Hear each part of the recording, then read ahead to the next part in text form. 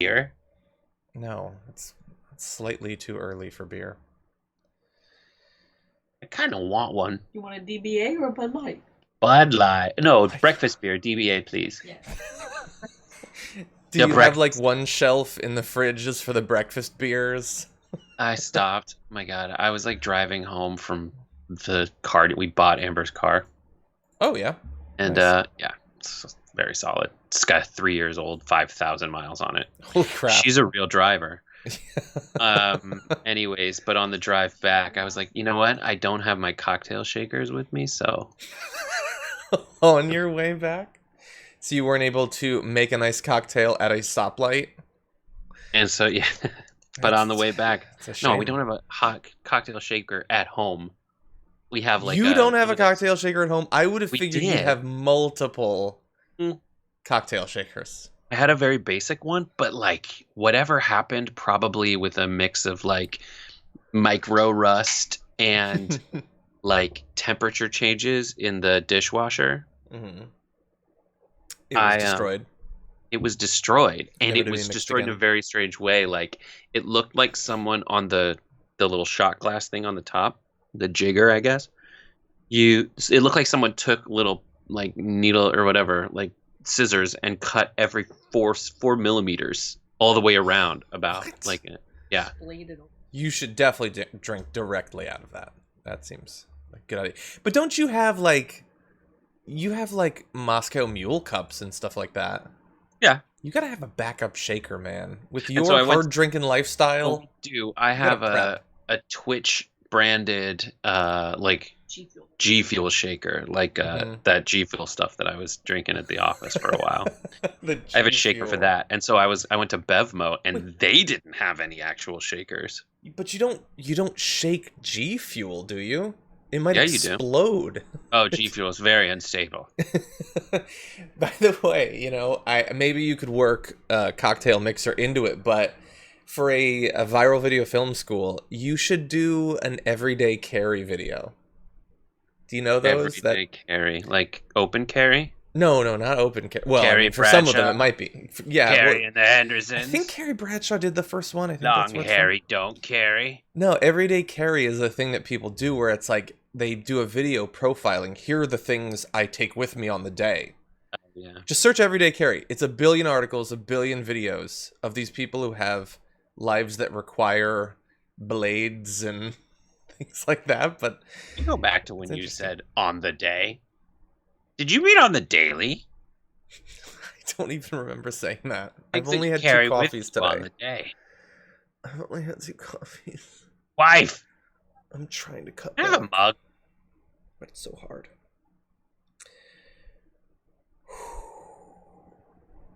I don't always call her. I like calling her wife. Your shot looks a little bit bluer than usual. You look a little bit bluer than usual. I am a bit bluer than usual for a number of reasons, some of which No. you've recently learned about. You know. So don't you feel like a D? I'll tell you why. Maybe it's because there's a giant blue light behind me. That might be related. Hey Brett, Maybe what's your that's not prediction? There's tea as well. You're not even. What's You're my not even prediction looking with at what? When are we in the studio? Well, given that we're spiking again, my friend. No, but like I obviously I don't expect you to get it to the day, but do you think, is it a month? Is it 3 months? September 20th. September 20th? Is that your real gut? That's my real gut. It's my hope against hope. I talked with Jesus about it, and he doesn't like. He thinks it's like forever in the future.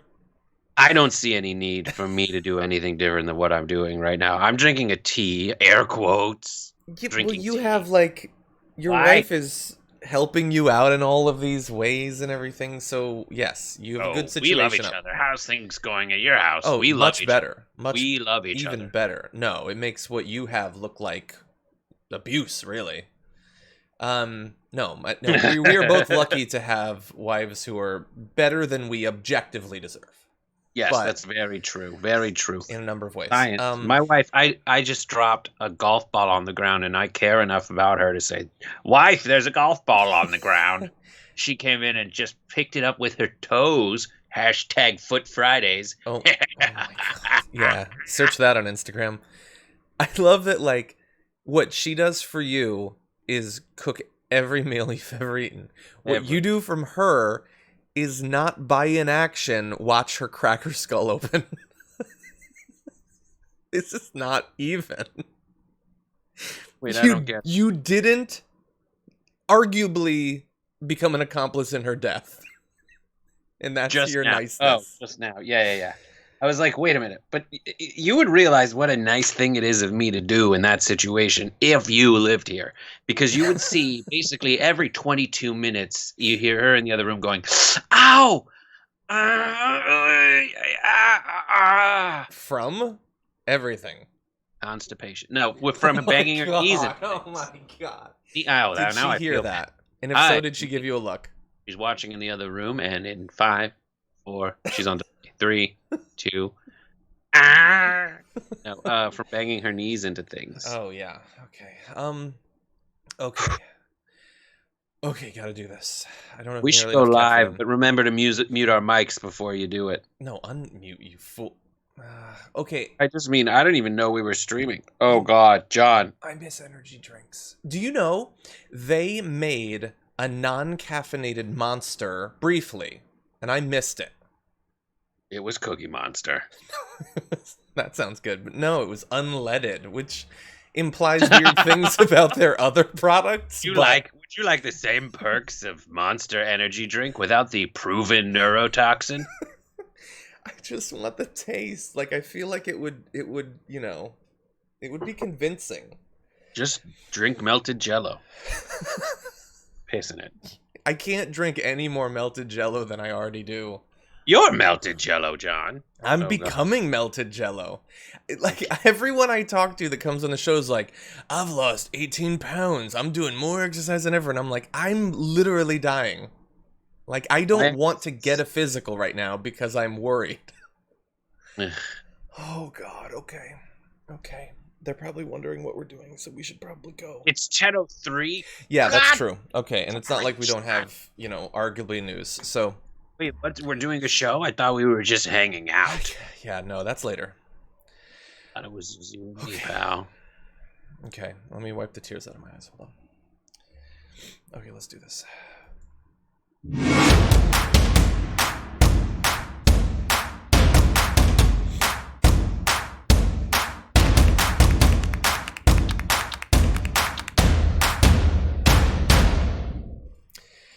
Hello everyone and welcome back to another day here at the Damage Report. It's a Friday, which means it's a day where we try to have a little bit of fun.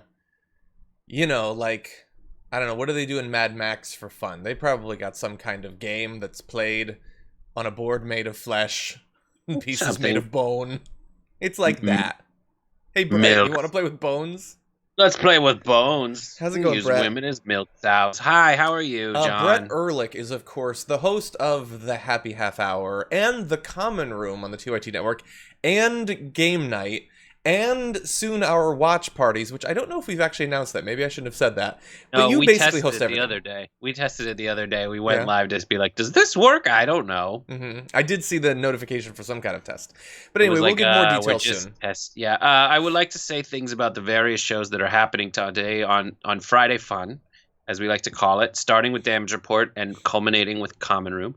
And in the middle there somewhere is Main Show and Happy Half Hour. I will say that Happy Half Hour's guest is the co-creator of The Daily Show and television legend Madeline Smithberg. If you're wondering who is the person who decided we should go ahead and hire Stephen Colbert and hire Steve Carell. Wow. And she also was the executive producer of The Jon Stewart Show on MTV before The Daily Show. So she did the Daily Show with Kilborn, and then there was some weird stuff.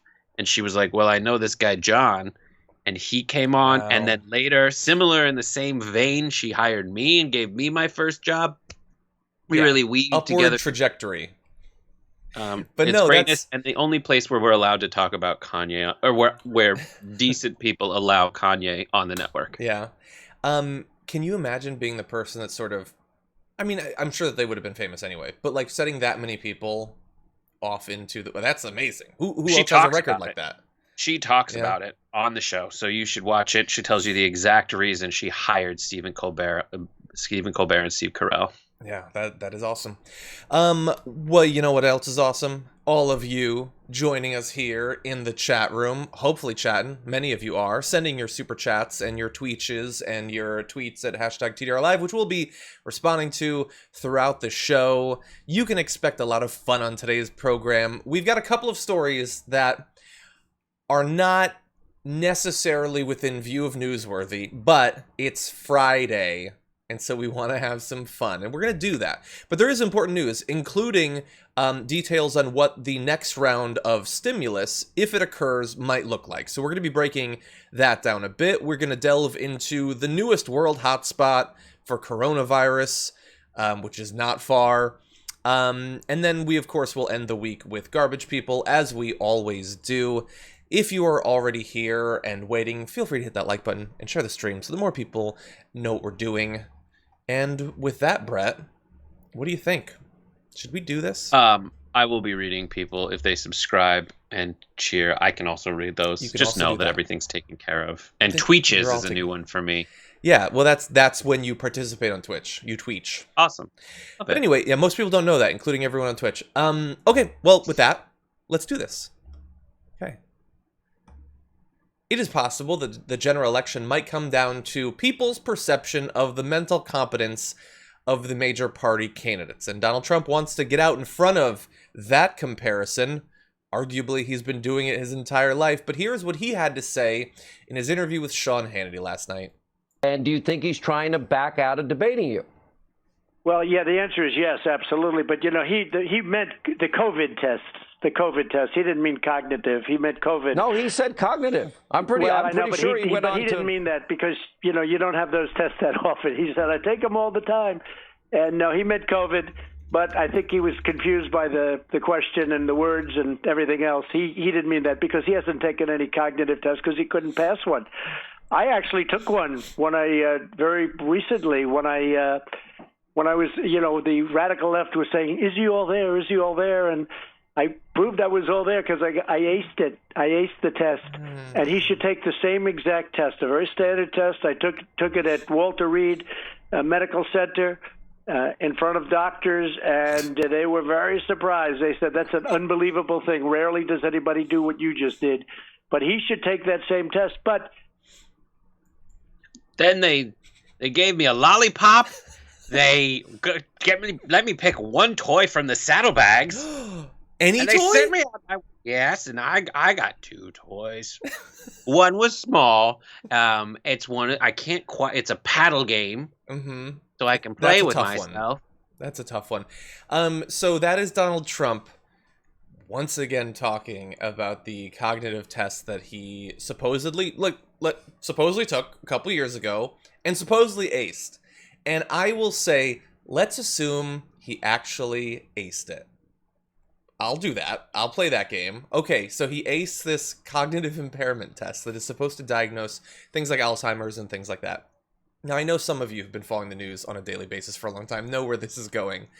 But he is still bragging about testing this. And each time, about acing it. And each time, the story gets bigger. So now, he apparently, while taking it, had multiple doctors around him. Like a scene from a movie where a monkey is getting some sort of, like, weird experimental treatment. You guys get in here. Donnie's about to break the record. You gotta see this.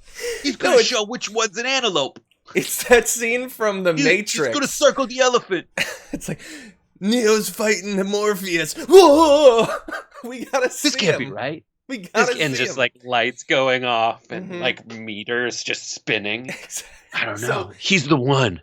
It gives the image that he is Matt Damoning some equation, but I want to be very clear about the test that he aced, and that in acing, doctors were shocked.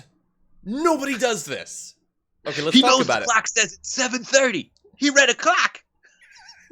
Okay, so those are a few of the highlights. So this is the Montreal Cognitive Aptitude Test. Here's a quick shot of it. And I will say, I understand you can't read the words, probably even on TV, but there's enough there for you to know where this thing is going, I think. So let's zoom in on a few sections. As Brett just mentioned, 3 points, a full 10% of all of the test is whether you can draw a clock.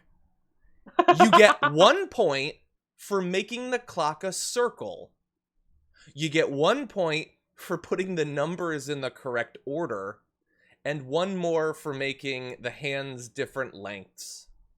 That's 10% of the whole thing. Trump. I wonder if Trump draws Mickey Mouse going like this for the like does it? It's like I can't draw Mickey, or if it's like clock, he just draws like his iPhone. Exactly, or just writes the Square number. 7. Yeah. They're gonna have to update this because most people don't do clocks anymore.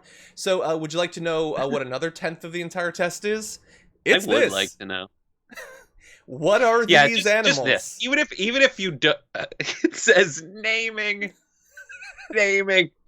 Todd, Kippy, Hornball, like Mr. Humpy. Humptown races. He would definitely go with Humptown. That is, we've already covered 1/5 of the entire test. Draw a clock, name a lion. If you've watched The Wizard of Oz, you're most of the way there. Okay, now, repeat after me. I don't mean you, I mean that's the test. Repeat this sentence back to me. I say the sentence, and then you say the sentence back at me. And that's almost 10% of the test right there. And again, we are not mocking people who have any actual medical condition. Mm-hmm. We are simply mocking a man who is the most powerful human in the world, writing the word camel and then spiking the football. No one's ever named a camel. Who? Even more Who's ever specific, named a camel? It is just the spiking of the football. Obviously, this is a necessary test. And people do have cognitive impairment. My grandfather, who I love more than like anything else in the world, had severe Alzheimer's at the end. There's literally nothing funny about that. It is a diagnostic tool. And if you don't have those impairments, this test is easy. It's supposed to be easy. That's the whole point. But spending years bragging about it, that is bizarre. No, And can I horrible. drive home how bizarre? Yes, sir. I want to read one more section. This is worth 20% of the entire test. Orientation. Where are you? What time is it? What city are you in? Do you know where and when you are in time? The sort of things that you would ask someone who has something like Alzheimer's or some other impairment, just to know, do they know where they're at? That's 20% of the test. He says that when he finished, the many doctors who were around him were shocked that he was able to do this. That is the story. To the extent that there's a story, that is a very weird thing to do even once, let alone for multiple years of your presidency. But like, if I were advising Trump, I would tell him to stop bragging about this. Not because it makes him look foolish or silly, painfully silly, but because now he's out of excuses. Like, now we have him on record of being free of any cognitive issues. So he's just an idiot. He's just a moron. That's it. You can't chalk it up to anything, bud. We now know that when you're saying the oranges of whatever, you're just stupid. When you talk about rooms full of people doing this, it's not that you thought that you hallucinated there being rooms full of doctors. It's just that you are such a narcissistic moron that you fantasized, and then as a congenital liar, you're compulsive congenital liar, you just spread this nonsense. Yeah. It's amazing to me. It is amazing, Just and depressing too, because like his obsession with himself and all of this could theoretically, if he was just a regular weirdo real estate guy, that would be on him hypothetically, and the people he defrauds and doesn't pay and all of that. But we're all paying the price for his self-centeredness, his inability to learn, to grow. Let's transition to that. Donald Trump is not in a good place, and that puts America not in a good place. And that is why I'm going to show you a headline right now, and it is very funny, I'm sure you will agree in a second, but also very important work being done by his aides to put him back in a good mood that could theoretically, potentially save people's lives. Trump aides tried to cheer him up during pandemic by bringing big trucks to White House, according to report. They brought trucks. He loves that because truck. he likes big trucks. 18-wheelers specifically. They brought them onto the White House South Lawn because he likes the big trucks, and they thought that that would make him less depressed during this time where so many people are dying every single day. I don't think it worked. I guess the trucks weren't big enough. Maybe the Tesla truck. That's a pretty cool one. Maybe that would do it. He is a baby. He is a tiny, little, itty-bitty baby. He is a simple, tiny, whiny little baby who wants big trucks. Mm-hmm. This one goes vroom. I remember when he had them come out, they're like, "These deliver the packages? Is this Amazon?" Mm-hmm. He is a simple idiot. And at the time, people are dying, buddy. Like, so many people are dying, but he is more concerned with how it makes him look, but he's not sophisticated enough to realize that people know that by now. Yeah. And there was a poll out today saying that, like, compared to June, like, he lost 17 or so % approval rating in terms of handling of the coronavirus from Republicans. Yeah. Republicans are like, this is not good. We're out. Mm-hmm. Two comments I want to mention that I saw. One was Tonka Trump. I just think that's funny. And the other was I like big trucks and I cannot lie. Yeah, like if you... like kids like big trucks. Okay, that'll make them better. But if you read the reports, the Washington Post does a write-up on this, people who are around the president literally every day, and they say that they try to snap him out of this, saying, you're the president. Like, his approach... Like, one of the things that's always weirded me out so much about people presenting him as some sort of alpha is he is so reactionary, so passive. He literally sits and watches TV. He's the president. He has an incredible amount of power, direct power of things he can do, but then also the power to get things done by influencing media and politicians, his party, his base, all of that. Like, they're trying to snap him out of his depression, which has caused him to pull away from the news during a time where we cannot afford to have a president who's not engaged with what's going on, by bringing trucks, rather than him, like, taking up an issue and doing something about it, solving a problem. These are all things that he has more singular power to do whenever he wants than anyone else in the country and probably the world. But instead, they described, this is an article that just came out yesterday, they said he has been spending an inordinate amount of time watching television news. Now, we've seen that a billion times while he's been president. That's not something new. It's standing out even to them now, in the White House, in comparison to before, that he's just retreated to the White House, he's just watching what's going on, he's stewing in anger over the pandemic and the protests and all of that, when he could be solving problems. Not problems that I have, I'm sure he wouldn't care, and not solutions that I would use, of course, but he could do something proactive to try to get back on top. Yeah. And it takes so much. Other politicians in this would at least have the instincts to see it as an opportunity to actually do something, to gather some momentum and an obligation to do it, because they realize that no amount of BS will actually end up being more of a factor in whether you're deemed a successful politician than the actual statistics of how many people are dying. Like, there's all those things, and they flashed up occasionally throughout Trump's presidency where, like, even Jeff Sessions was like, I got to recuse myself from this case. Like, and this is even the other people in around him are saying, and even his base, even Republicans are like, he is failing this miserably. But Trump thinks he can just hunker down and do this stuff.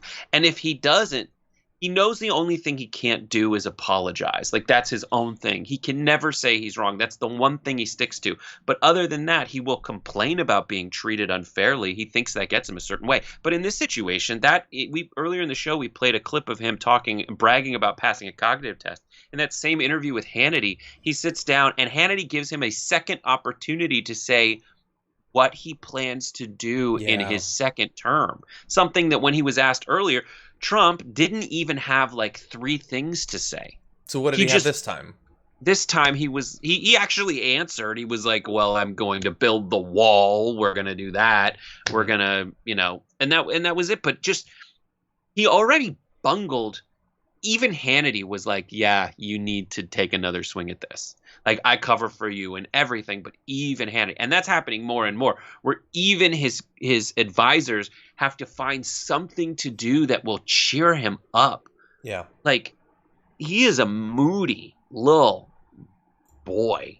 And that's what's so frustrating. They have to bring big Tonka trucks to the White House so he can He needs to take a trip to like a museum or something, like see like the big bones or like a rocket, something like a truck's not big enough anymore. That's what I'm saying.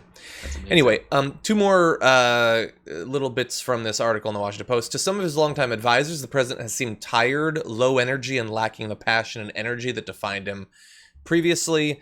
And then there's this, which is less like that's about him, but this is about the country and him. A third outside advisor in frequent touch with the White House said that in recent conversation, the president seems inconsolable and summed up Trump's riff.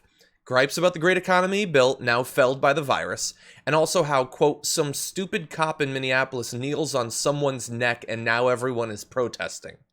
And that's the biggest issue. That if you were to come up with a trait that we should not have in someone who has the power over life and death, believing that everything bad that happens is mainly a problem for you, is probably one of the highest up on the list. Like someone who lies, as a matter of course, is a big issue too. Someone who's entirely corrupt, that's an issue. But someone who believes that the bad things that happen are bad because they're about me, not about maybe the person who was the neck that was being knelt on. Or the people who died from the virus that took away your economy. If he was able to identify with those people suffering, then he could come up with a course of action that would not only be better for those people, but also arguably better for him. Yeah, that solving these problems is good. Yeah. Rather than complaining about them in a way that over time he's wearing out the like earmuffs of his base. And at least, and what he had before was like this economic shield. Like I was saying it's like for me personally in my life, like, there's a whole group of people who are like, he's just annoying, right? They didn't have any real experience with like racism or the difference, the 2 Americas that exist for folks that are wealthy and white and everyone else. They didn't experience that. So he was just annoying, but they didn't have any. But they look around and they're like, even the eras when he's saying make America great again and we should make America like it was back then. If we were back then, I would be paying way higher taxes than I am now. So they're looking around being like, well, I have no incentive to empathize with anyone. Now that shield of a plush economy is gone. Is it completely gone? No, because the stock market is still looking around saying, of course they'll bail us out. Like I'm not that worried. But at the same time, they are looking around going like, a lot of people are dying. It will cost us trillions of dollars in the economy. And he's not doing anything about it. And I definitely don't want people boycotting me for donating to his election. So we're getting rid of that. And so that's something that is wildly different this time than last time, but super, super dangerous for his prospect of being reelected. Yeah, I agree. And I'm glad that you brought up the fact that they are very assured that they're going to be bailed out, because we're going to turn in just a minute to whether the American people might. a little bit more than they already have. So let's turn now to some of these chats. Jay Fanagar says, John's approval rating, 120% amazing. That's a reference to the fact that I tweeted the way Trump does this morning and just said that my audience approval rating is 96%. Thanks. Because, like, it seems so weird that an adult would just make up a poll every day. I don't know. Mm-hmm. Anyway, my mom approval rating of my mom is 100%. So 100%? not to brag, my one mom I approves feel of me. so hated by comparison. Kai Allen says, my mission with the Super Chats is to make y'all laugh, aiming for John's raspy chuckle and Brett's head thrown back, and for you guys to feel positive and appreciated. So, for the 100th time, you guys are a bright light in dark times. Thank you, Kai. And you have many times. That was amazing. If people don't know what he's talking about, it's Trump obviously said, Siri, for the 100th time. And it took down the fraction 1/100th. Yeah. We should test if that's what Siri would do. Kimberly McNaught says, love Hot Mike Friday. No, that's not Mike. That's Brett. Yeah, Mike's hot I too, am though. hot, though. That's true. Mike's remote. He's working on the show remotely. Very hot. Oh, Hot Mike. Oh, the Hot Mike on That's the on We that. Press On t-shirt, where if you donate, you don't like that. He didn't like it. I do like the t-shirt, though. All right, I like was just that. going to say, tyt.com/press-on to find out more. By the way, so I just want to say, so Brett's wearing the We Press On t-shirt. That is one of our limited time shirts. It's available, and then it's not anymore. And I know that seems like, well, no, surely. Come on. You say it's not. It's going to be available again someday. No, but the thing is, like, this one, you know what? That was available at one point. Not available anymore. I'm just saying, they go away. They go away. Anyway, okay. Rob Shively says, I practice everyday carry by keeping a thermos of room temperature pig blood on my person at all times in case I want to unleash my psychic powers. It's common sense. It's just common sixth sense. It's just a damn good idea. Okay, Wayne Sugahara says, Brett doesn't know the term EDC, and why so blue, John? Toes and golf balls, guys? I'm not sure what the... Oh, yeah. Okay, I get what you're saying. Electric Daisy Carnival. Mhm. Extended daycare when I was in elementary school. No. No. No? What is No. EDC? I don't know. It's everyday carry. Daily carry? You would have fun with making a parody of it. Matt Cream says the Hebrew hammer is back. Thank you. It's not the nickname I would have chosen for myself, but I appreciate it. Blue Heartbox says, John, go get a physical and stop drinking energy drinks. Those are not good for you. Happy Friday. No, I have. I've stopped drinking the energy drinks. That's why my head has been hurting for a very long time now. I'm detoxing from Vicodin. And John typically does each side of what you should and shouldn't do to your body. It's exercise and workout does that typically. And then it's, is that 98% genetically modified organisms in my food? Yes, I'm going to eat that. Mm-hmm. Oh, Monster Energy drink? Yes. Do they scrape the bottom of a rocket engine after it lands on the SpaceX platform and put it in a bottle? Taste. Jesus. Okay. I'm working on it. Okay, Rob Shively says the trucks didn't work because they had to tell him they couldn't get Optimus Prime due to the fact that he isn't real. No, they wouldn't reveal that to him. That's dangerous. Mm-hmm. Someone's in the back going, Kim Thomas says, you make the world better by speaking truth and making us laugh. Love you guys. Matt Toole. John, take care of yourself. We need you in this world. Thank you. I do want to give a shout out to Obi-Mom Kenobi, doling out another sub on the Twitch stream. Oh, Obi-Wan Kenobi is very reliable in that respect.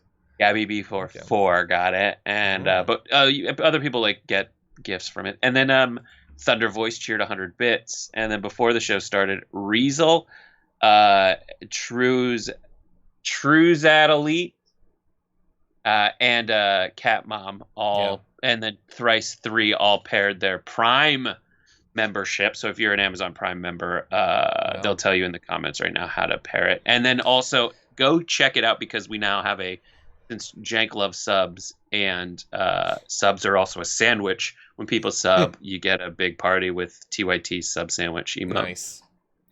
You know what? Let's stay on Twitch. Gabby says, Donald, the J stands for genius Trump. That's good.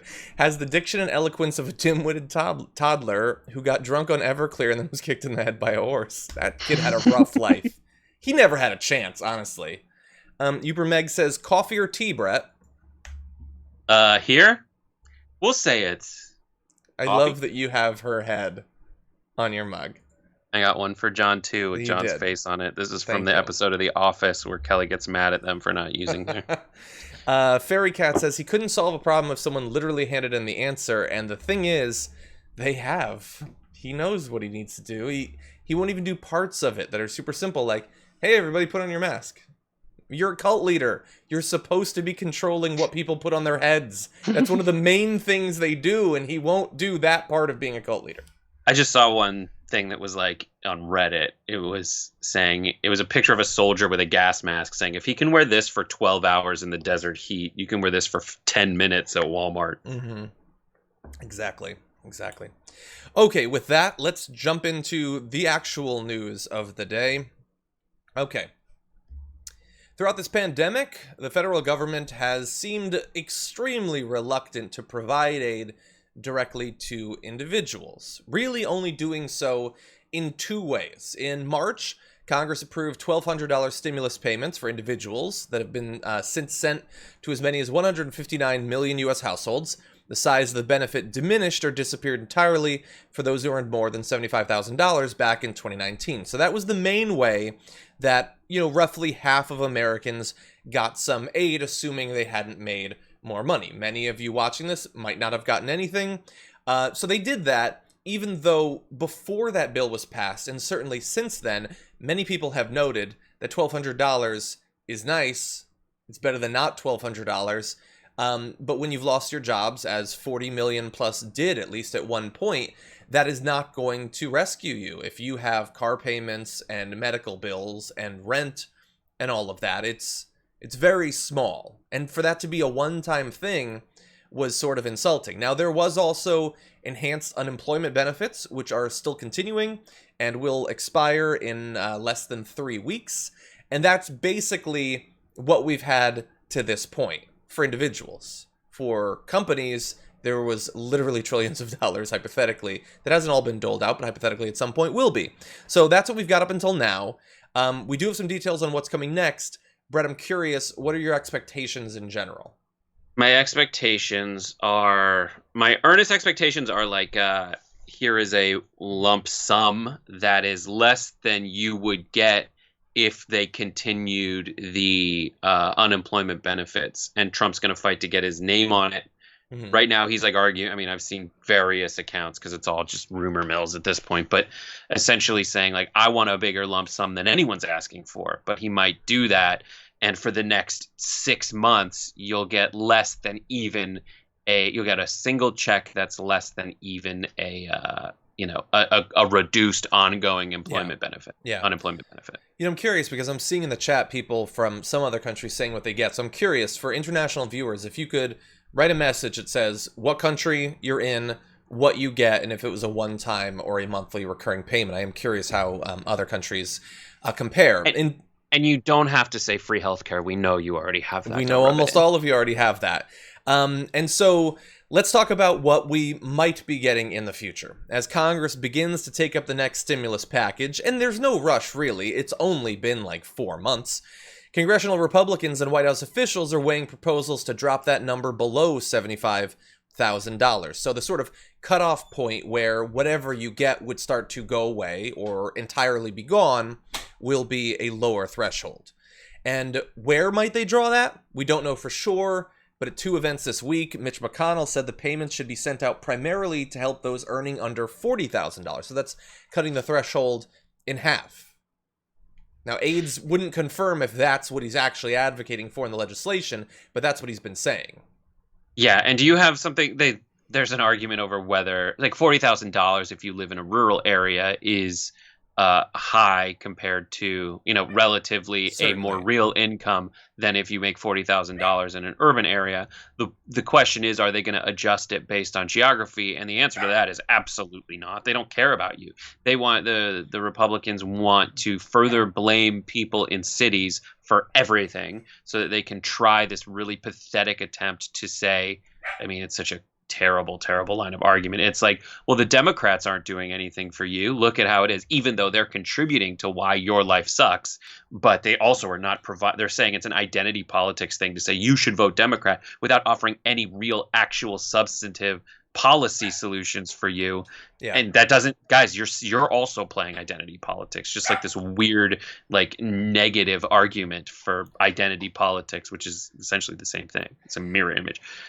What's frustrating for me is just the way that these things are. Like, I would say that if they're going to say, we'll give you a lump sum, but it won't be the ongoing thing, but the number in the lump sum is bigger than your ongoing payments would be as each installment goes. Like, that is so scary to me because of how they've attempted to cover so much of this. Like, the way that when we first saw the infection rates spike again as like a second aspect of the first wave, or a second wave, depending on how you want to call it. When we saw that happen, their counter argument was, well, the death rate hasn't gone up. Like, you think the death rate would go up immediately when infections go up? Don't people get sick and then die? Yeah. Well, and then, first lo cases, and behold, then a week later, the freaking death rate goes up. Yeah. So yes, the last couple days have been rough.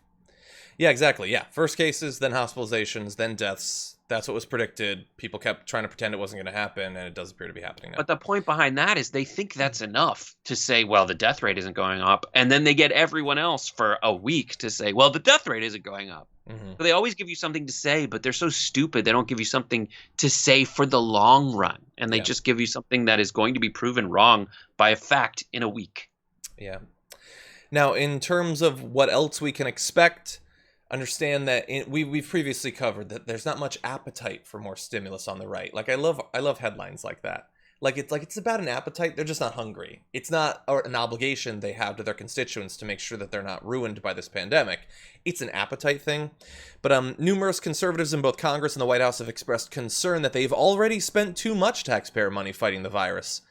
You mean on the military.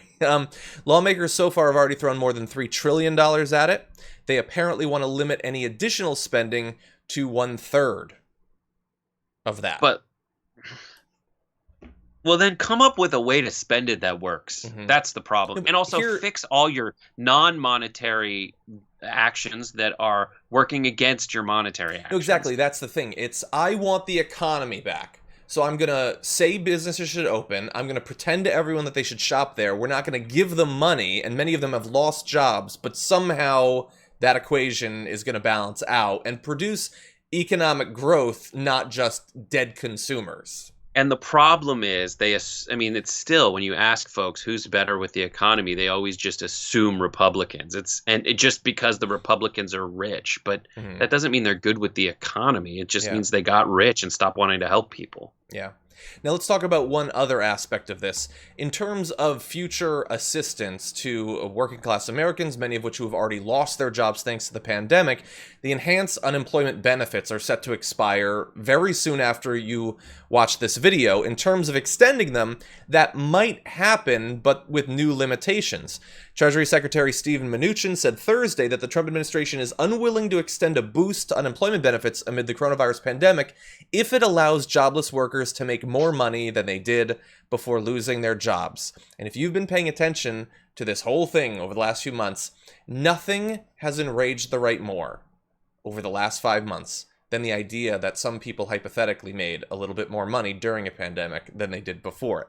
Literally, in terms of how much they talked about how angry they clearly were. I'm sure on some level they don't like, a gigantic pile of corpses. But the fact that someone who got laid off from Radio Shack briefly made more money enraged them. And that is what the Treasury Secretary is focusing on right now. Yeah. Also, it's going to cost you more to develop a system that identifies each person's take and adjust for it than it would just to give them, in some cases, a little more money than they were making before. Exactly. Also, then they're pretending that they're not trying to just give handouts to other folks. That's the problem. Like, they are giving handouts just to different people. Exactly. The corporations. Yeah, I mean, you're shoveling all this money on the corporations. Some of them might hypothetically be doing better as a result of that than they would have absent the aid and the pandemic. I've never even heard anyone talk about that as a possibility, honestly. Like, and there was, anyway, I don't want to go down that rabbit hole, but I will say, Steve Mnuchin, like, we know who he is. So when he says things like, we were in an emergency, we went along with that. We were in an emergency, he said. Not we are. We were. We're going to make sure that people are incented to go back to jobs. Here's a way to incent them. Have them not return to a place where they're worried that they're going to die or kill their family members. Have that be a focus. Don't you mean incentivized? Yeah, he definitely means incentivized, but... Or incensed. When you're incentivized and incensed, you're incented. I think... When you're incented, that means you smell like a campfire or something. Anyway, I mean, the people, like, even if you got that enhanced unemployment, this I can only imagine how tough this has been. And even if you had to go through that ridiculous process to get it. So I won't be specific, but someone very close to me had to go through that, and it took weeks and weeks. And thankfully, we are secure enough that was not, you're going to lose your car, you're going to lose your apartment, you're out on the street. But for many people, it probably was. Right, but also there's different tiers for different kinds of people too. Like when you say businesses, you have to draw a line between large businesses and small businesses. Like the hurdles that small businesses had to go through and still have to go through, they bungled that. They made that just as impossible. So there's small businesses, particularly like restaurants, they are dying. They are dying, and they can't get back on track without some kind of help. Now, a lot of them are loans that may be forgiven or are super low interest, but still, like, there's so many aspects of the economy that make out its foundation. And if you're a Republican economist, you just think it's major corporations that do that. And in many cases, that's right. But also, people need to go buy things from those corporations. And if they have money to do that, that helps in their ability to buy stuff from you. Yeah. Anyway, so we're going to have to wait and see. The Dems have not done a nearly good enough job, in my view, of like they've passed some potential bills that are hypothetically that aren't going to be taken up by the Senate. I get that. In terms of making it a focus of the media day by day, that it is insane that we went literally months with the Republicans sort of stepping back and just looking at the country and saying, "Do we really need anything more?" As it doesn't affect them in literally any way. That's very frustrating. But before we turn to more on coronavirus, let's turn to the comments, including the super chats, like this from Tiger, who says, "I work at Atlanta restaurant. Despite Governor Kemp, my employee closed early, and I was signed up for unemployment. Now 3 months into COVID, today I was just informed that employee tested positive right when unemployment benefits will stop." That's scary. Yeah, and right as people are going to be sort of obligated, by the threat of financial ruin, to go back to some of these places. Roderick Williams says, "Trump's depression may be the result of too much winning," in my Raymond Reddington voice. "You, TYT and Associates, ask Brett about Seagram Escapes. Really good, especially when mixed with Flo Kana, a.k.a. Ro Kana wedding cake." Are you familiar with Seagram Escapes? No. It must be an alcohol. Ooh, it comes up. Yeah. Ooh, these look like a John drink, to be honest. Yeah? Okay, we might have They to look try like that. someone's like, here's how I would describe John's alcohol taste. It should be tasty. Yeah, but that's the only It should be reasonable delicious. position. It should be delicious. Everything should be. Oh God, the experience I just went through is I clicked wrong. Okay, it is the host of The Bachelor. I was like, it's like, "Are you 21?" I was like, "No, go away." And then it said, "Sorry, you can't come." And I was like, "Oh no, I saw Chris Harrison for a second." They have Seagram's Escape Tropical Rosé, created by Chris Harrison of The Bachelor. You'll fall in love with this 100-calorie escape, bursting with rosé, passion fruit, and dragon fruit flavors. They even give you a dragon, John. Yeah, I do like the idea of dragon fruit. Okay, that's going to be the official fruit of Dragon Squad. Krista freaking G says, "Are we sure he didn't pay someone to take his cognitive test for him?" That's good. Kay says, and I only read this to frustrate Brett, "John, you are one of the most reasonable political commentators on YouTube. You manage to see things from a much more neutral perspective than the main show, as well as recognizing when you are wrong." So, Kay, I appreciate that. Brett is one of the best, or worst, depending on your perspective, person for identifying and acknowledging when I am being biased or in a bubble, I think. Yeah, which happens very rarely. It But, happens, obviously, yeah. Usually it's just with your paralyzingly painful inability to understand economic events. But other than that, you're great. Which has been well noted. It's in my Twitter bio. It could barely fit it. Also, you haven't bought a single Seagram Escape, so I'm pretty upset with you. So I have some issues with taste. Okay. Outsider and Arianator says 2 hours of diarrhea every day for 4 years is preferable to 4 more years. I'm assuming that's a metaphor on really lockdowns being preferable. Wait, I hope 2 it's a hours of metaphor. diarrhea That's right. every day? I feel a little bit sick now. I think I need a Seagram's Escape. I'd be fine with that. Kelly Quigley says Fridays are my happy place. I love you guys. Thank you. Kai Allen says Camel Joe is Trump's new insult for Joe Biden. He's so proud of his cognitive test.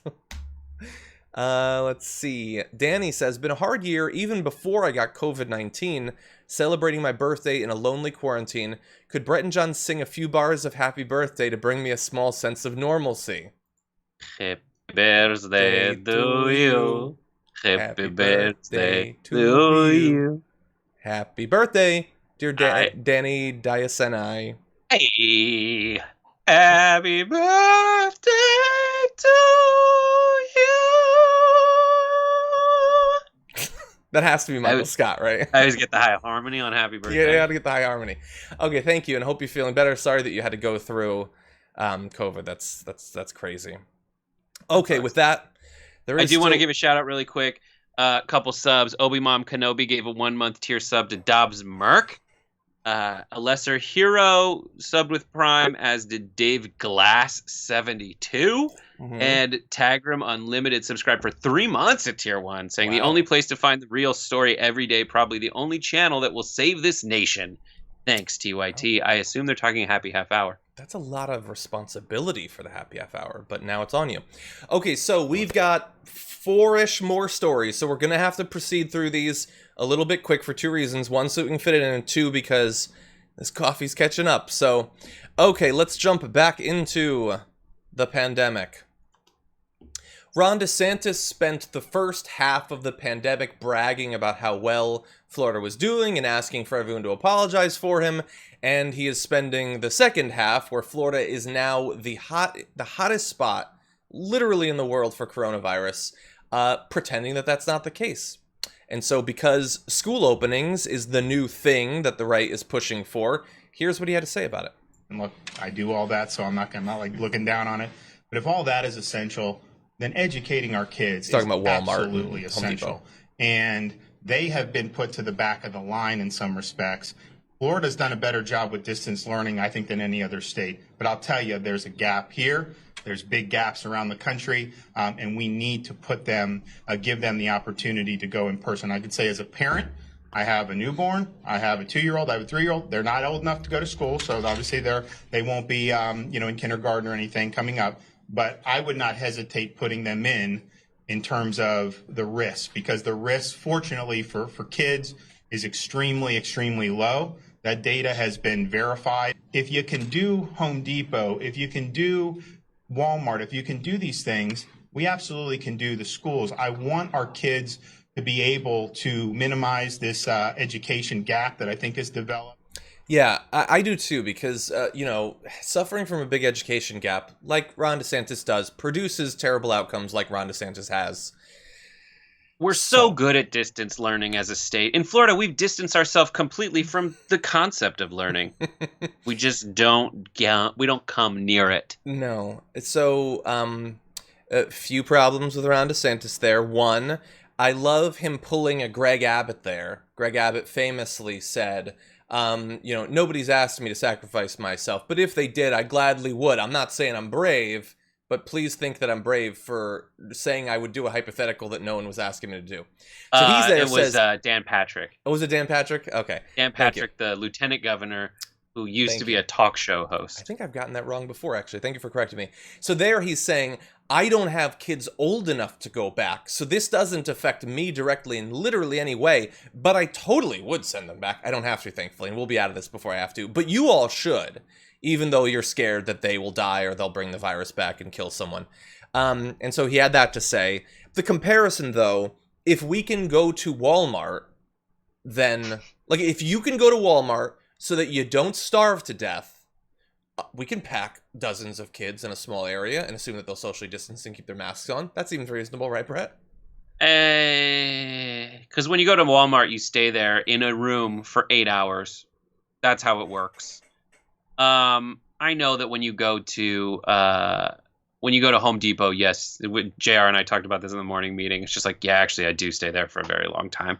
But it's big, wide. You're wearing masks. You're getting in. You're getting out. Typically, the idea of comparing an educational environment to Walmart is insane. It is positively insane. And that's not, and the through line with this is there never is their goal the right goal. Their goal is some weird arbitrary thing they've decided on because that they don't really think through very much, because they have been typically, as Republicans, so good at convincing their base that this goal is the right goal, just go with the goal. The goal shouldn't be send everyone back to school. Mm-hmm. The goal should be let's get back to regular life safely. But you don't hear safely anywhere in this discussion. Especially, it proves that they don't have it anywhere in their minds. They're so confident that they have these supporters that will follow them blindly despite the reality of humanity and the reality of existence in America in COVID, that they're having huge spikes in Florida right now. This is not at a time when things have gone down. They don't even know when to take their shot. It's the hubris. Yeah. Oops. 100%. You could do it safely, hypothetically. The issue is that they have the extremist position that we have to open, and we don't want it to be safe. That is Tucker Carlson's stated position. It's all about they just want to be perceived as doing it right, as they want. It's so frustrating because they don't want to solve the problem. They just want to look like the problem solved. Yeah. They want people to think that it's solved no matter what. But like, these numbers are horrible. Well, let's transition to the numbers. They should have a bearing on reality. Let's transition to these numbers. So I put together a few different important things to know. In Florida, this is just Florida. On Wednesday, they had nearly 10,000 cases. On Thursday, they had nearly 11,500. So shooting up. Cases overall in the state, 244,151. 93 people died just on Thursday, just in Florida. Their deaths are over 4,100 just in Florida. And just out of curiosity, when I saw that number, the number of people who've died just in Florida, I thought, where would that rank Florida? If Florida was a country, it would have the 23rd highest country death rate compared to all countries around the world. And obviously there are countries that are smaller, but there's a lot of countries that are bigger than Florida, and it would be in the top 24 for deaths as a country. And I will also say, I up until yesterday was very lucky that no one close to me had been diagnosed with coronavirus. Well, as of yesterday, that's not true anymore. And so I have a close family member who is in the hospital right now. Not in a hospital room, mind you, because there's no rooms to give this individual who has serious side effects, serious symptoms, and was diagnosed with coronavirus, can't get a room because the hospitals are so full. And Ron DeSantis, the governor of that state, because this is in Florida, is going up there and talking about, if you could go to FYE for a while, you could reopen everything. It's cool. And he has undercut not just the government response in Florida at every step of the way, but he has undercut people's knowledge of what's going on, the seriousness with which they'll take it. If they trust Ron DeSantis, they are no longer equipped to be serious about this. And that is what has produced the environment necessary for it to spread as fast as it is in Florida. And that and I mean, we all remember Ron DeSantis's campaign ad where he is just showing that he is reading Trump's book to his kid. It's not about the safety. Also, just add to the school aspect of it. And it's heartbreaking to hear that you're going through that. And I hope everything turns out all right. So 2 points. One, the reason for lowering the curve is to avoid flattening the curve and all these social distancing measures, et cetera, is to avoid the situation that the person close to you is in. We don't want to fill up that's the one thing that I've seen get through, and I'm sure they all saw it in the same like Vox Netflix special. Like you need to get this under control just because we need enough beds for everybody to get care through those beds, and spaces in hospitals. And we've proven that it's a problem. In terms of schools, like there are teachers in those schools who are not children. And anyone who maybe he just doesn't have an old enough kid yet, but he needs to know that kids are sponges for disease. Like they go get the disease, they bring it back home. And as Anna has said on the show multiple times, 20% of households are multi-generational. So now it's back in the home. And the reason that we're okay opening certain things is because you need to go get food to survive. Yes. And then you can come back. And then certain working situations are such where you stay away in an open construction site or whatever, that you can go in quickly and pick something up and come back. But if you are sending kids into these environments where good luck keeping them from like hugging each other and like drooling and spitting, like it is. I mean, everyone who has a kid has told me, like, yeah, they're just sponges for disease. I got foot and mouth, and it was the worst week of my life. Yeah, Ben Dixon was saying that yesterday in the show, that's he's actually never been healthier in the past, like, decade than the period of pandemic because his kids aren't out there getting diseases to bring back to him. Yeah, JR said he was like, it's the worst. Yeah. Hype Train's at level 4 right now on Twitch, I'm just saying. Wow.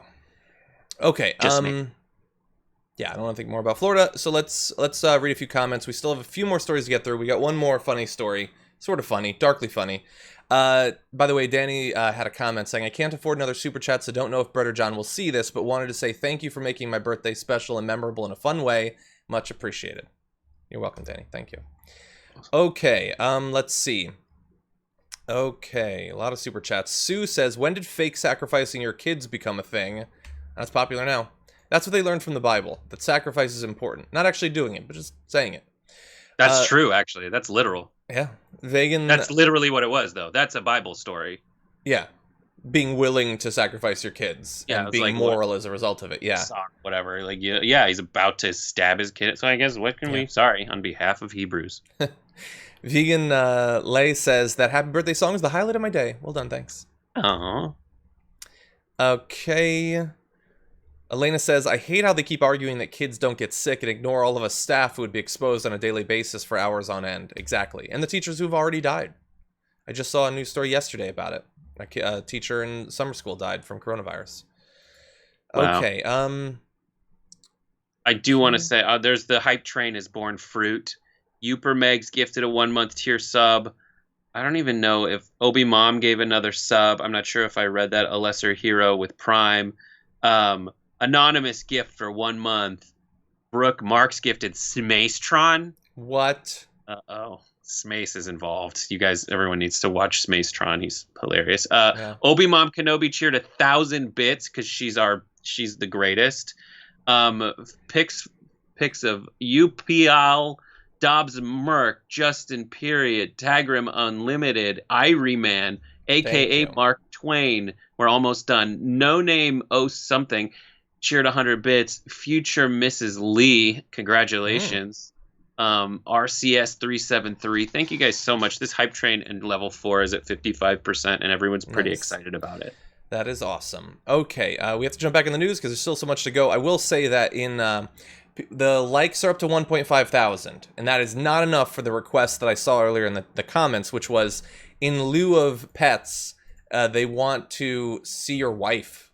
Now, she's been on shows before, but maybe she's watching. Maybe she'll pop up if we hit 2,000 likes or 2,500 or something like that. Maybe. Anyway, we can only hope. Let's find out. Wife, put your face on! Oh my god. Okay. Jesus. Okay. I'm glad that you said that, because that'll transition well into our next story. I don't know that there's a single person in America, MAGA head or not, who doesn't get that Donald Trump is creepy. But there's a new ad that hopes to remind everyone. Let's take a look. A lot of really creepy statements, actions for sure, but statements that he's made in the past that make me very uncomfortable, certainly as a mother, but as a person who breathes air. You're going up the escalator? I'm going to be dating her in 10 years. Really creepy statements. If Ivanka weren't my daughter, perhaps I'd be dating her. You know? Oh, it's so weird. Stop. You know what? You are sick. Yeah. It makes me very uncomfortable that he would look at certain other Americans the way he apparently has in the past. What does Tiffany have of Marla's? She's got Marla's legs. Creepy. We don't know whether or not she's got this part yet, but time will tell. What's the favorite thing you have in common with your father? Either real estate or golf. Donald, with your daughter? Well, I was going to say sex, but I can't relate that. He's definitely not a typical father. Okay, so that was put together by Midas Touch, and obviously it is a quote of Kellyanne Conway talking about Joe Biden, but with the footage of Trump. Is it over? It's sickening. The thing that I don't get about those quotes, and I've never gotten, because I'm sure every devoted fan has seen it a million times over the past few years, is it's not just that he responded to a question in a creepy way. It's that even when there was no rational way to make it creepy, he reached to find it. Like, what do you have in common? That we have sex in common doesn't even make any sense. How would it possibly occur to him to make that a sexual thing? I don't understand. It's like he has a radar looking for opportunities to creepily objectify his daughter, who, by the way, yeah. Like, it's not just that he made a comment, which would be weird enough. It's like, do you think when he makes a new comment like that, she doesn't immediately think about all the other ones? That they aren't etched into her brain? You don't forget that stuff. My mom has never sexualized me, thank God. If she had, never... I'd remember. Ugh, I don't even want to. Let's move on. It's just so creepy. But like Ivanka, to her credit, was like mentioning things about her interests. She wasn't like, we're both tall, like I have his like ears or something. It was I like real estate and golf, and he just yanks perv from the ether and just all over our faces. I don't put it that way. I hate it so much. And I do want to give credit to the Midas Touch, who is the people who put this out there. And so what they did is they took Kellyanne's statements about Joe Biden and applied Trump things to them, because it's so weird what they think they can win on, what the Trump team thinks they can win on is, and Hogan Gidley tried this recently, trying to bring up things that Biden has said on Fox, and Fox is like, I don't know what you're talking about necessarily. Oh, you're saying yesterday, trying to make it seem as if Biden had lured kids with ice cream when he was talking about his like own kids like having a good time during the quarantine. His grandkids hanging out with them. Yeah. Grandparents and grandkids like ice cream. All those words belong in the same word cloud. But my daughter and common and sex and Joy Behar they don't live in the same word cloud. Ugh. The whole thing is just it's like you pointed out, I think you said this, where it was like the grab her by the whatever moment. Yeah. Wasn't even the words of someone who's done anything. Like that wasn't like, was it real or not? It just seems like a very 40-year-old virgin moment where you're just like, it's like a bag of sand what you do with them. It's like, yes. It's like a person trying to be creepy who doesn't really know how. Yeah, but you have no experience. Like, I don't know. It's like, you're just an idiot. You're trying so hard. It's like a kid who knows that, like, you know, fart sounds are funny, and so they just go at every possible moment. You're like, this is not the time for that. Yeah, 100%. So bad. Whole thing is just so. I mean, one final question for this, and I know that like I've done less of the like ads recently because I got sort of worn out on them. Because they're so successful on the internet. Got it. What's that? People love. Of course, yeah, and I enjoy it too for the same exact reason. With this sort of thing, though, it's like, is this going to get through to anyone? If you're a Trump fan, if you own a red hat, you already know this stuff, right? Like, what are the chances that you don't know it? And if you don't know it and then you see this ad, which you probably won't, would this actually get through to anyone? I'll tell you exactly my thoughts. These are my thoughts. My thoughts are, they read so little of the article that if you put a headline out there saying Kellyanne Conway, ad shows Kellyanne Conway calling Trump creepy. Maybe they'll see that and be like, "Wow, Kellyanne's against him." Ugh. Just because I'm it's definitely unexpected. Not yeah. Yeah, maybe. They probably won't watch the ad. They'll see it. And I mean, this is how I've observed media working. No one reads the articles. They just read the headlines. And then they find someone who reads the articles and goes, "What about this?" Yeah. Huh? Because they think that's the answer. And if that's why shows like this are important, that's why TYT is important, is because we go through like the actual arguments and break them down. So when you do end up encountering someone like that, you just have the answer. Well, that's total BS. Yeah. Yeah. Okay. Let's take one last look at the super chats before we launch into the most important time of the week. Let's see. Chris says, when Obi-Wan Kenobi passes out gift subs, the shout out for her should be, in a General Grievous voice, Matriarch Kenobi, you are a bold one. That's good. Scott Fleming asked a question. Did Trump get to stick his cognitive exam on the White House fridge? It's good. CDC says, your interview with Rebecca Nagel turned me on to her phenomenal podcast, This Land. Please have her on again to discuss the Supreme Court ruling. Well, CDC, that is a great idea that I also had. I requested her to come on yesterday, actually. Yesterday, I requested her to come on in the near future to talk about that, and hopefully that she will, to give us some reaction to that Supreme Court ruling involving Oklahoma. With that... I do have to do this. The sub train got 14 subs and 1,800 bits, so thank you to everybody. New people, RCS 373, I think I already read with Prime. JP Fern, Neotub Ninja cheered 500 bits, then 100 bits. Iryman gave out a tier 1 community sub, and then Semastron, obviously just because of the name, gifted a 1-month tier 1 sub to Ivanka. Who's Ivanka? I don't know. Like, there's a lot just of games some they play Ivanka on that channel where it's like you have to use a funny username that absolutely exists to do things. Yeah. And so I think that might be, he's just like, I'm just gonna find Ivanka and gift a sub to Ivanka. There you go. Hopefully Ivanka. She watches, because we empathize with her on this one thing and nothing else. Okay. Biggest Justin just sub with Prime. Big thanks. Thank you, Biggest Justin. With that, Brett, are you ready to do this thing? Sure. Would you like to go first? You want me to go first, or you want to go first? I don't care. I'll go first. I have videos. Do you have them? Okay. I do have videos. So let me intro us, and then you can take it away. Okay. It is the end of the week, and thus it's time to take out the trash.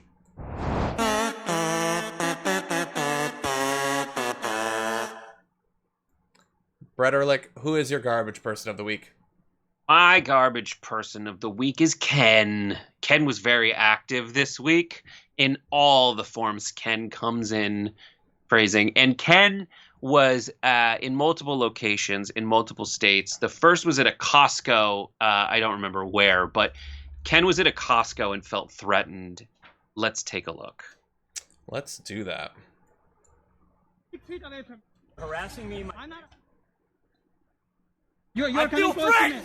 You're coming close to me. Back off! Threaten me again!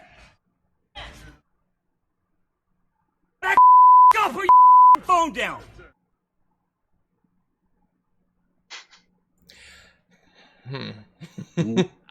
I don't know which roid he's raging on. I also know he looks exactly like the NBA's JJ Redick. You're gonna be shocked to find out I don't know who that is, but oh really? Okay. But the best, there's so much amazing stuff. This is at a Costco, and he is the contradiction in yelling "I feel threatened" while menacingly stepping towards someone with like every muscle in your I skip leg day body, like going at the guy. I always try to put myself in these situations, and if that guy was like, I feel threatened, I'd be like, dude, same. I'm right there with you. I too am threatened right now.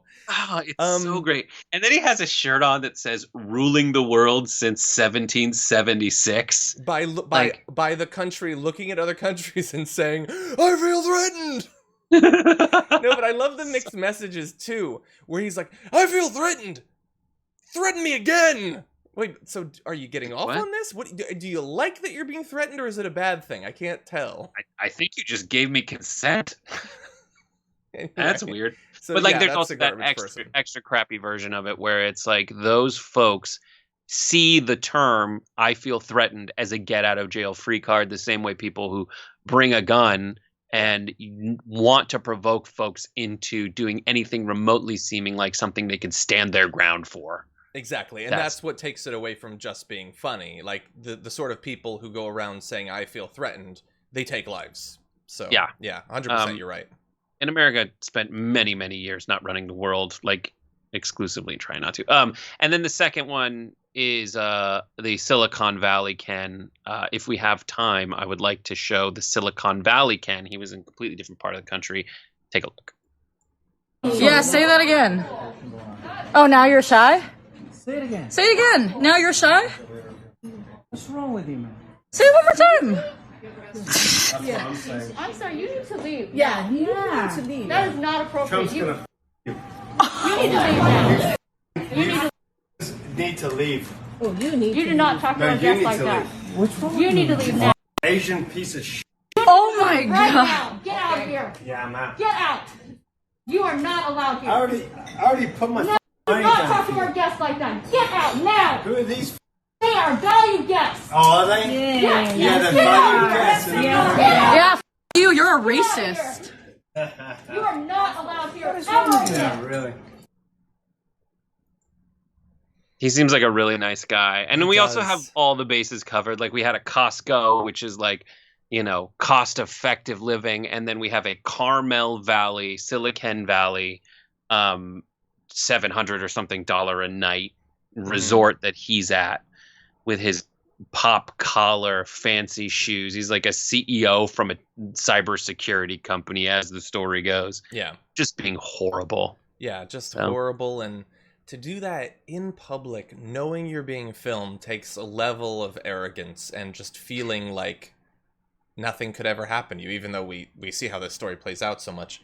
Yeah, you're right. And this is speculation that he's like very drunk, but he does seem like. But like, when I get drunk, I get terrible in all kinds of ways. But like, you have to be a terrible racist to do things like this when you get drunk. And he said in his eventual apology, I lost control. And on the main show, I said, it took control for you to not do that in the past. Like, that was what happens when you briefly lose control. That is itself a bad thing. But but at 10 o'clock in the morning, he made a comment on Twitter doing the exact same thing. Yeah. So it's 100%. Like, did you lose you seem to have a drinking problem if you're also drunk at 10 o'clock in the morning. Exactly. Yeah, he does seem like a nice guy. It's weird that he ended up eating alone. Anyway, yeah. And by the way, as many people have said in the chat, how much do you love that waitress? She's so great. Get out of here! You are garbage! You're garbage! The valued guests is what actually made me emotional. I was like, oh God! I know, I loved it. Corporate speak, but what is it about value? Like, oh my God, we value that. I thought she seemed like she was about to hit him on the nose with a rolled up newspaper. Like, you're bad, you get down! And the fact that, like, a guy who will scream the things he screams, it is very rational to think that's the sort of person who could become violent. But she still did what she did. She didn't just stand back and watch it happen. She got him to leave. You know, I served many years as a waiter. Like, seeing someone be willing to do that, I just love it. She is the hero of the day, I think. Yep. And with that, let's turn now to this. Let me get the name. My garbage person of the week is this individual. No one watching this knows who this is, but you're about to. This is Alabama State Senator Del Marsh, who is absolute garbage for reasons that will now become clear. Take a look at what he had to say. But before you watch the video, bear in mind, he is on the Alabama State COVID response team. This is what he had to say recently. I'm not as concerned as much as the number of cases. In fact, quite honestly, I want to see more people, because we start reaching an immunity if more people have it and get through it. I don't want any deaths, as few as possible to say it. I get it. So those people who are susceptible to the disease, especially more serious, those with pre-existing conditions, elderly population, those folks, we need to, do all we can to protect them. But I'm not concerned. I want to make sure that everybody can receive care. So what you want to hear during a pandemic is that the person who's in charge in your state, on the team that's in charge of dealing with it, isn't concerned, and in fact, kind of wants more people to get the virus that we're all desperately trying to avoid getting. That by itself is bad enough. The reason he is true garbage is really about his position of authority here. We can't afford to have randos who are this wrong. But to have someone in a position of power is worse. There's another reason he's garbage, but Brett, I'll let you interject first. Like, I get it. You don't, you don't, if you don't ask, you don't get it. If he's saying what he wants, John. He's just saying that I want people to develop a herd immunity, but I don't want old people. I want people to get the virus, but I don't want people to die from it. Mm-hmm. I want, or he wants to get through it, but he doesn't want people to die from it. I want those things too, but that's not how any of this works, man. Mm-hmm. This isn't any and all strategy. You have to get people socially distanced. You have to be wearing masks so that we can prevent the kind of spreading of this virus that happens and has been proven to occur. And he's just putting together this crazy laundry list, which is not scientifically accurate. They've said, I don't know if it's this article that you pulled from, but I read about this exact same guy and that exact same statement that in Spain they did studies and the antibodies don't stick around in your blood for long enough. Don't you worry. Okay, all right. I'm gonna give you all those details. Do it.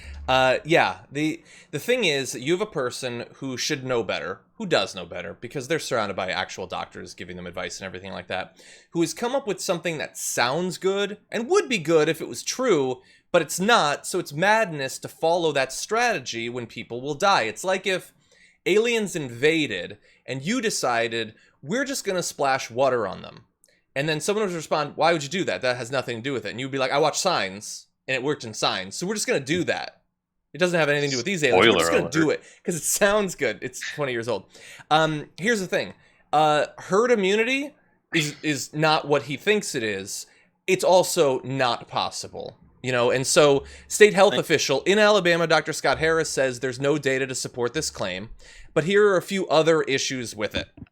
So we have this: if the majority of Alabamians got coronavirus, that would mean tens of thousands of deaths, according to a doctor at Johns Hopkins University, with the disease's mortality rate at an estimated 1%. So if we followed his strategy, and if his strategy worked, tens of thousands of people in that state would die, which he didn't focus on, oddly enough, in his comments there.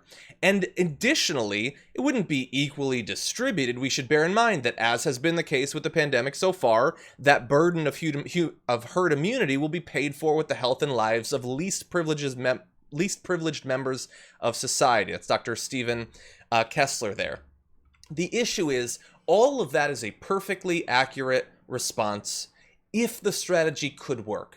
But as Brett alluded to, there's very good reason to believe that it wouldn't work even if we paid that unthinkable cost. New study shows that just 5% of those tested across Spain maintained antibodies to the virus. The study also found that 14% of people who had tested positive for coronavirus antibodies in the first round of testing no longer tested positive in subsequent tests carried out weeks later. So the idea that we just let everybody get sick and then it's cool, we'll all be immune to it, that is not the case. Just because that's the case with some viruses doesn't mean it will function this way, and the evidence thus far indicates that it will not. That if you are asymptomatic with COVID-19, it won't affect your immune system to the extent necessary to produce antibodies, and even if it does, those aren't necessarily going to be more than just transient. And this is already out there. He just said this week. He's still following a strategy that the best research indicates wouldn't work. And even if it did work, it would lead to tens of thousands of deaths. When the alternative, taking the virus seriously, wearing masks, socially distancing, and not rushing to reopen things, has the benefit of actually working and would not produce needless tens of thousands of deaths in Alabama alone. So stupid. Not to mention the fact that if you overload Alabama's healthcare system, as he seems desperate to do, then people will die who need help for any number of other issues because the hospitals will be filled up. It's a disaster from front to back, from floor to ceiling, and he is in power in Alabama, in a position of power to actually continue this strategy that is flawed in every way a public health strategy could be flawed. True. Anyway, so really fast, here is the TDR Community Garbage Person of the Week. Each week we ask you to submit people, and then we choose the top vote getters and have you vote on the community tab on youtube.com/The Damage Report. And this year, Tucker Carlson... This year? Sorry, this week. Tucker Carlson for his anti-mask, probably for this John, year can you as well. please identify the camel for me? Shut up. I know where I can orient. Tucker Carlson will also be the garbage person of the year. Don't even worry about that. For his anti-mask propaganda, saying that it's anti-scientific, even though he had previously said that it was, of course, what we should do. And for defaming vet Tammy Duckworth, he is the top vote getter for an individual, with Kanye West at 8%, Ghislaine Maxwell at 5%, and people refusing to abide by pandemic prevention measures at 9%. That was your garbage person of the week. Thank you to the 15,000 of you who voted this week. They're all trash, as they always are. Church. Anyway, Brett. Did we hit our threshold? Because my wife looks stunning. Let's see. We hit 2,000 likes. Bring on the wife. Wife. Did she leave me? What if she just flashed? What if that was the point? Walked by on her way out. Mm-hmm. Is that it? No, she's coming. There she is. Wife, get in here. The people want to see you. These people have spoken. Is that okay? Do you want up like I'm a dog though? Like Here she is. Here she is. Here. Thank you. Oh, there she is. Look, no, she just relax. Relax. Here, I'll give you a treat. This is my wife. She's great. Hello. Hi. She's wearing a Smace shirt. Oh, isn't that People sweet? hit the like button for you. Oh, isn't that nice? That's an awesome shirt, by the way. We really need a cat. Miss you. No, I'm not that allergic to you. I handle it with medication. There she is. Hey, thanks for the likes. Thank Bye. you. Yeah, sorry everyone. No cats or dogs, but we do have Brett's wife for you. Anyway, thank you, Brett. You're the best. Everyone should check out Happy F Hour, right? Then the Common Room is on tonight at 7 p.m. John will be on, as well as Dan from the Internet, TYT's former intern turned producer, and then Yasmin Elia Khan is on as well. Pretty sure she's friends with JR. I don't know. Yes, she is. I just booked the people. Okay, well, that should be a lot of fun. We're going to answer the literal unanswerable questions on the show, as well as it's Twitch only, twitch.tv/TYT. That sounds awesome. And last shout out to Obi Mom Kenobi for 100 bits. Always. Eternal shout out. Brett, thank you so much. Have a good one. Bye. And for all of you at home, I'm going to read just a couple because we are way into this, and I do have an interview coming up very soon. Okay, let's see. Izzy says, I mentioned Tucker Carlson as a Magikarp flailing out of water. I'm adding DeSantis in that list too. Yeah. But even more directly responsible for loss of life. Christopher Moore says, I donated 127 but got no t-shirt. Very unfair. No president in history has ever been treated so badly. Sad. Lincoln got a t-shirt. Clinton. Obama? Did you really, Christopher, not get a t-shirt? I mean, you should definitely contact ShopTYT. Or I'll have to ask to see who exactly you would contact. But you should definitely get a t-shirt for having done that. The one that he was wearing. Carolyn Roberts says, dude had a gun on right hip. I didn't actually see it, but I don't find that surprising. Thank you for letting me know, though. Matt Cream says, love you all on Fridays. You make President Scrooge McDuck's reign seem somewhat tolerable, and Matt Gaetz is a tool. Hashtag free Nestor. Thank you, Matt. I appreciate that. Matt Anonymous says, is it my imagination, or are establishment Dems not taking advantage of all the Repub's obvious failures and lack of humanity during all of this? That is not your imagination, not even slightly. Okay, XX Gooseman says, I have a theory about why Trump is so proud of the cognitive aptitude test he supposedly aced. It's one of the only tests that he didn't totally fail. Assuming he didn't. We don't actually know. We didn't actually see. We had one person who said, and that person is suspect, but thank you. Miranda says, usually Brett and John's Fridays are my favorite. However, your conversation yesterday with Ben was my favorite TDR of all time. Much love. Thank you, Miranda. I had a lot of fun with Ben. Everyone should definitely watch that episode if you haven't already. Let's see. Izzy says, since most QAnon people are of the Karen and Kevin variety, we should change their names to Q Aarons and Q Evans. Nice. Okay. Kai Allen says, hashtag I'm a woman, Brett, but thank you. I'm going to have to admit, Kai, I thought you were a man the entire time. I stand corrected. Thank you. Charlie says, Brett, love your co-host. Thanks. Nice. Okay. Wellington Smith says, just watered my tomato plants. They say, happy birthday, John. Thank you. They're very smart tomato plants. Although they technically got my birthday wrong. Okay. Kamazat says, breakfast beer on Fridays. How did you hear that? Carson Rodkey had said, John, I saw the ad yesterday where you read about my love for TDR on air for tyt.com/go. Thank you very much. It made my day. Carson, thank you for what you said. I loved reading those, by the way. Reading nice comments. When does that happen? And I'll probably be doing more of that in the future. I mean, we literally could not appreciate any more the people who donate to tyt.com/go. It is a rough time, and it's a rough time that is lasting a long time, as you're all aware. And so we definitely do need that help, and thank you so much for providing it. Emily Phillips says, aw, she's gorgeous. I don't know who that's a reference to. Is that Kellyanne Conway you're talking about? I'm not sure. Tim McCaffrey says, I thought Brett was married to Emily Blunt. That is a common belief. Okay, and a producer has assured me someone will be reaching out to send the t-shirts. There's just a lot of orders to fulfill. And so just hold, and hopefully it'll be coming relatively soon. Okay, let's check out the Twitter. Trigger Me Elmo says, Brett, thanks for the congratulations for our engagement when subscribed on Twitch to TYT. Always proud to support TYT. I also lol when you yelled at your wife to put on her face. That will be me and my fiance soon after the wedding. Thank you, Trigger. CDN Norsky asked if my dog's ears perked up when Brett did his ending for Happy Birthday, because CDN Norsky's Samantha's did. No, my dogs were out of it, 100%. Okay. Over on Twitch, Steph Mont says Utah governor announced yesterday that masks will be mandated for all schools K-12. Kids, teachers, everyone will have to wear a mask. My 6- and 4-year-old would not be able to handle that. My daughter was asking to take hers off yesterday, 20 minutes into an eye appointment. My son will be in 1st grade this year. No way in hell could he wear a mask for 8 hours. I 100% understand. It is a very difficult problem. And forcing us to go back no matter what, that just seems like it's going to be a disaster.